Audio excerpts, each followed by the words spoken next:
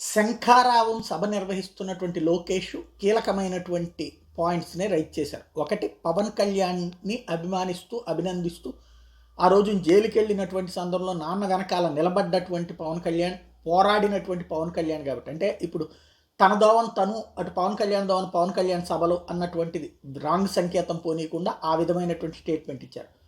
మరొక ప్రధానమైనటువంటి అంశం, రాబోయేటువంటి రోజుల్లో కూడా వైఎస్ఆర్ కాంగ్రెస్ పార్టీని గద్దెదించడానికి గట్టి పోరాటమే చేయబోతున్నాం, మా మధ్యన ఎవరు విభేదాలు సృష్టించాలని ప్రయత్నించినా వాళ్లే మట్టి కొట్టుకుపోతారన్నటువంటి కాన్సెప్ట్ చెప్పుకొచ్చారు. ఇది ఒక ఆస్పెక్ట్. మరొక కీలకమైనటువంటి అంశం ఏంటంటే, రాబోయేటువంటి రోజులలో అధికారంలోకి వచ్చిన తర్వాత ఏడాదికి ఒకసారి డిఎస్సి ప్రకటిస్తామన్నారు.